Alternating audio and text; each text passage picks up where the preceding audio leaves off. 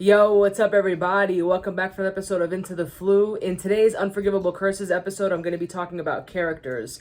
I'm going to start with 3 characters that I didn't fully appreciate until I got really deeper into the game. So there's a few characters that, many of us sort of ignore or don't even realize the benefit of them, and then some others that are pretty much in everybody's deck. So today I'm going to talk about Griphook, Crabbe Goyle, and Professor Quirrell. So especially for those who are just getting into the game, it might be good to understand and know some of the characters that you can have in your deck and some that you can have as starting characters, because you can't have every character as a starting character. So it's good just to kind of see the variety of characters, because each of them do something different for you, just as any individual would. And so we're going to start with those 3, kind of dive into them and see what they do.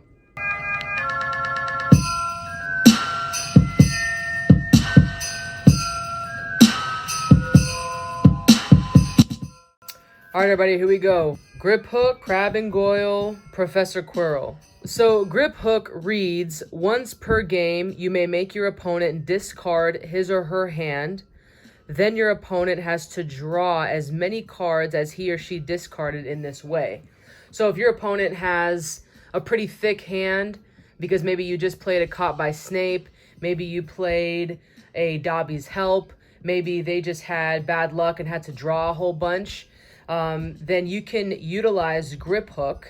Now, sometimes you have him already in play, so it's best to just have him in play as early as you can. Hopefully your opponent doesn't have him discarded, but you cannot have Griphook as a starting character, because you see that right here there's no witch or wizard, unlike Professor Quirrell, for example, which says wizard right here. And we talked about this in one of the earlier videos on how to play the game.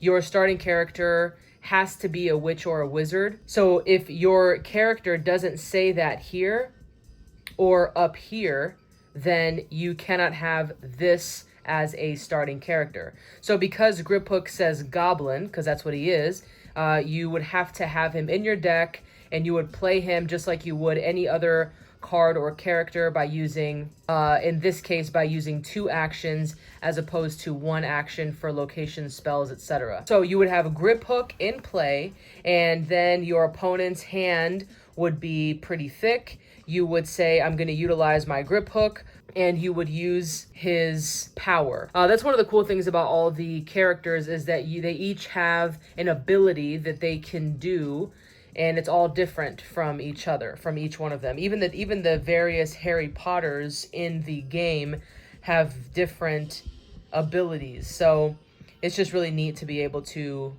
mix and match and add the characters in your deck to do something for you. So the best time that I like to use Griphook is if I notice that my opponent has a pretty thick hand, but also I might purposefully use Griphook in the sense that I'll play a Caught by Snape, for example, and the majority of the time you're just drawing and drawing, hoping that you get some lessons, and then once you have that many cards or however many cards in your hand, then by discarding them and then having to draw them again will get them closer to losing, if not make them lose that turn. So what that means is if your opponent has, let's say, 15 cards in their hand, you're getting closer to the end of the game, you use your Griphook, have them discard their hand and draw 15 cards. They might not have 15 left in their deck in order to draw. So it might just be an easy way for you to say, okay, well, great, I won the game. No matter what, using Griphook is always brutal, because your opponent could have the best combination in their hand, and by you using Griphook, it means they got to get rid of it. So it's just a good way to be able to slow your opponent down or catch up to the win, however you want to play it, which is essentially the point of the games. Now, I've also seen Griphook used with other cards that are meant to get rid of your opponent's hand, something like Obliviate or Memory Charm. So you would use Griphook, they would get rid of their hand. Let's say that they had 10 cards in their hand, they get rid of it, and then because Griphook says then your opponent draws that many cards, then they would draw the 10 cards that they got rid of, and then you, the next turn or whatever, you could play Obliviate or Memory Charm, which Obliviate gets rid of your opponent's hand 100%. They don't get to draw any cards after that, and Memory Charm allows your opponent to choose one card in their hand, and then they discard the rest. So it's just an annoying way to get your opponent closer to losing by basically disrupting their whole strategy because they might have been piling up some cards in their hand to use against you, but then you get rid of it. So Griphook is a good card in that sense. Professor Quirrell. So Professor Quirrell is a wizard, so you could use him as your starting character. What his ability is, once per game, you may return all creatures and items to their owner's hands.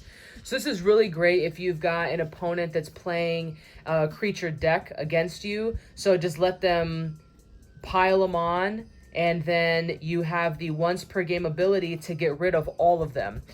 Sometimes you'll have people that pile up items as well, similar to the Bulge Eye Potion and Beetle Eye Potion items that we were talking about in the other episode of Unforgivable Curses. That's a really good one too, because once they set that Bulge Eye Potion down that does that 13 damage if it's discarded, or if they're playing with a Arthur Weasley deck, then it would do 10 damage if they activate Arthur Weasley's ability. And to get more information on that, you can check out the Unforgivable Curses episode that I talked about, just so that for those that might be a little confused and didn't watch that one. But the time that I've noticed Professor Quirrell really helping me out personally is against an opponent who has a creature deck, because they just pile up those creatures and then I'm able to be like, all right, cool, that's great that you have all those creatures. I'm going to activate Professor Quirrell and you got to do that all over again.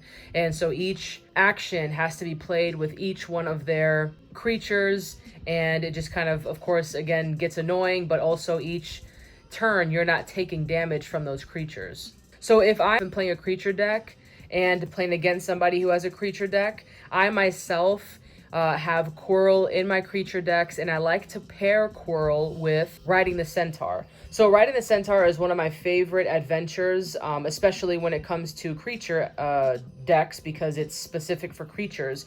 What Riding the Centaur says is, prevent all damage done to you by your opponent's creatures. To solve, your opponent chooses 4 of his or her cards in play and returns them to his or her hand.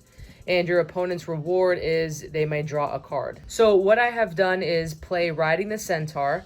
So as they're stacking up these creatures, because that's the purpose of their deck. So just because I have Riding the Centaur out doesn't mean that they're not going to utilize the creatures that they have in their deck, because some of them will stack up these creatures so that they could use a spell against me, like Swarm or Steelclaw, which you can get more details of that in a separate episode as well.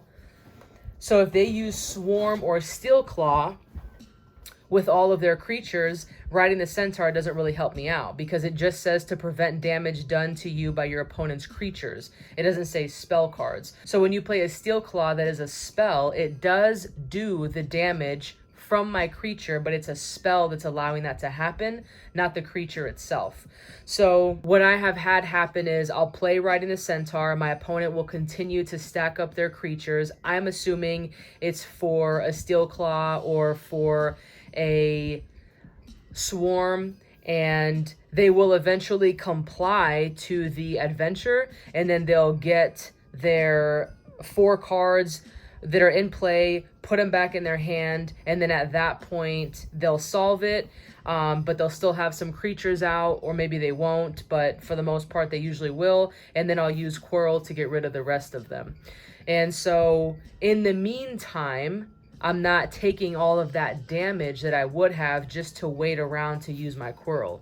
So they'll be stacking up all their owls, or waiting for Fluffy to come out, or their gargoyles and all that kind of stuff. And Riding the Centaur allows me to just be easy and not feel all that stress from all these different creatures that are coming out, because even if a creature does 1 damage can definitely add up if you have multiple creatures in play. So yeah, I like to use this combination every once in a while. It's a really good one. Now, again, Professor Quirrell doesn't just help against creatures, it also helps against items. And a lot of these items, like Dragon Dung Compost, can help with plants and all that kind of stuff. And so oftentimes, depending on the person's deck, they might have items and creatures paired with each other. And so this will really be sort of a game changer for them if they have to return all of them to their hands, and then they have to sort of get those back out. And again, if you play this with another card, another spell, or something that got rid of their hand. So if this is already in play and then you had an Obliviate, for example, they would return all their creatures and items back to their hand, and then you would be able to play a Obliviate to get rid of all of that, which will essentially be forcing them to start from scratch, which is incredibly annoying. So because Professor Quirrell reads once per game, that means when you want to utilize his ability, you do not have to use an action to do so. So what you'll do is, if you have him in play already, and you do have an Obliviate or a Memory Charm or another spell that does damage or something like that, then you don't have to use an action to use Professor Quirrell in order to also use a Memory Charm or Obliviate or something else along those lines. So if you already have Professor Quirrell in play, then you can say, okay, that's my once per game, I'm going to use Professor Quirrell. Now you can't use him anymore, so you have to make sure that you document that somehow. I like to use these little Hogwarts tokens that came in the starter decks. So I usually just put one on there and say, okay, well that tells me that I can't use Professor Quirrell anymore because I already used him. But because of its once per game ability and you're not using an action, you still get your 2 actions during your turn to do whatever else you want. So at that point, if your opponent does have their creatures returned to their hand, you could utilize the spells at that point, or because you have your 2 actions left, you can play an adventure if you want, and that could prevent, we have ample adventures that prevent your opponent from using spells, from using creatures, etc., etc. So that's another good thing about a lot of these characters, is that they have once per game abilities and not necessarily using actions for their abilities. Crabbe and Goyle. So Crabbe and Goyle are wizards, so you can have them as a starting character because it says that right there. And what they do with their ability is, you may use an action and discard 2 cards from your hand to do 3 damage to your opponent. So I learned of the benefit of having Crabbe and Goyle as a starting character or just in your deck in general when I had someone play a Caught by Snape against me. And so the cool thing was, even though I wasn't able to maybe play my lessons right away for that Caught by Snape, I was able to continue to do damage to my opponent simultaneously. So I might have not been able to use a spell to do damage, but I was still able to be in the game fighting, if you will, even though I was locked down with a Caught by Snape. So you may use an action and discard 2 cards to do 3 damage. So if you don't have lessons and you can't play the cards that are in your hand anyway, then you might as well get rid of them, because you have to be able to do something if you're locked down with a Caught by Snape. So if I have a full hand and I get rid of 2 or 4, then I can do 3 or 6 damage. And if I do that every turn while I'm locked down, then I'm continuing to do damage to my opponent even when they have locked me. Now, of course, this isn't necessarily meant to be paired with Caught by Snape. I'm just giving an example of one of the benefits of having Crabbe and Goyle in your deck or as a starting character. Now, even if it's just a regular deck and somebody doesn't play that kind of adventure or doesn't lock you down, you might not have enough lessons to play some of the spells that you have in your hand. You may not have the ability to play some of the cards that you have in your hand. And so at that point, then you can get rid of them. And instead of just thinking, well, I'm going to keep them in my hand because I can't just randomly, arbitrarily get rid of cards, then you could at least say, all right, well, I'm going to get rid of them because they're not doing me any good, and I can do damage to my opponent while doing so. So Crabbe and Goyle is pretty straightforward, just being able to do extra damage to your opponent. It is utilizing an action, so it's not like you can just get rid of cards as a once per game type thing, but that's also a benefit to you because you can use it every single turn, not just once throughout the entire game.